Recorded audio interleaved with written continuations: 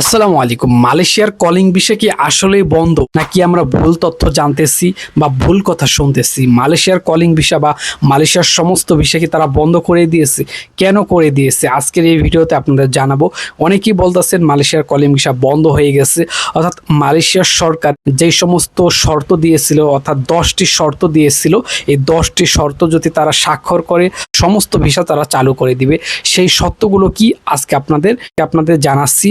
যে শর্তগুলো যদি তারা পূরণ করতে পারে তাহলেই কিন্তু কলিং ভিসা বা সমস্ত ভিসা চালু করা হবে। তাহলে চলুন সেই শর্তগুলো জেনে আসি। 2026 সালে মালয়েশিয়ার বাংলাদেশি কর্মী পাঠানোর জন্য মালয়েশিয়ার সরকার বেশ কিছু কঠোর শর্ত আরোপ করেছে, যার মধ্যে 10টি প্রধান শর্ত বা মানদণ্ড রেকর্ডিং এজেন্সিগুলোর জন্য নির্ধারণ করে দেওয়া হয়। মূলত পুরনো সিন্ডিকেট ভেঙে নতুন স্বচ্ছ প্রক্রিয়ায় কর্মী নিতে এই শর্তগুলো দেওয়া হয়েছে।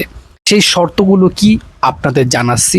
প্রথম শর্ত, অভিজ্ঞতা, অর্থাৎ এজেন্সির লাইসেন্স পাওয়ার পর গত 5 বছরে কর্মী পাঠানোর সন্তোষজনক অভিজ্ঞতা থাকতে হবে। 2, কর্মী পাঠানোর রেকর্ড, গত 5 বছরে বিদেশ অন্তত 3000 কর্মী পাঠানোর প্রমাণ্য নথি থাকতে হবে। 3000 নথি থাকতে হবে প্রমাণের। 3, একাধিক দেশের অভিজ্ঞতা, অন্তত 3টি ভিন্ন গন্তব্য দেশে যেমন মালয়েশিয়া, কাতার, সৌদি আরব ইত্যাদি কর্মী পাঠানোর অভিজ্ঞতা থাকতে হবে। বৈধ লাইসেন্স, বাংলাদেশে কর্মী নিয়োগ, প্রশিক্ষণ ও মূল্যায়নের জন্য সমস্ত প্রাসঙ্গিক কর্তৃপক্ষের বৈধ লাইসেন্স থাকতে হবে। 5, স্থায়ী অফিস, অন্তত 10,000 বর্গফুট আয়তনের একটি স্থায়ী অফিস থাকতে হবে, যা গত 3 বছর ধরে সক্রিয়। 6, সাংস্কৃতিক জ্ঞান, মালয়েশিয়ার শ্রম আইন ও কর্মী নিয়োগের আইনানুগ সম্পর্কে পরিষ্কার ধারণা থাকতে হবে। 7, নিরাপত্তা ব্যবস্থা, কর্মীদের নিরাপত্তা এবং মালয়েশিয়া পৌঁছানোর পর তাদের আবাসন ব্যবস্থা নিশ্চিত করতে হবে।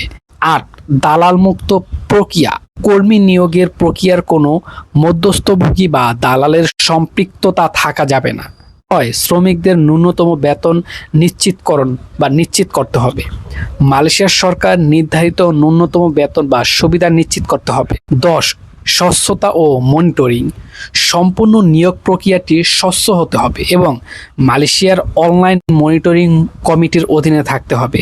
বর্তমান পরিস্থিতি, বাংলাদেশের সরকার মালয়েশিয়ার এই 10টি শর্তে কয়েকটি শর্তে, বিশেষ করে অভিজ্ঞতার শর্তে আপত্তি জানিয়েছে এবং তা শিথিলের অনুরোধ করেছে।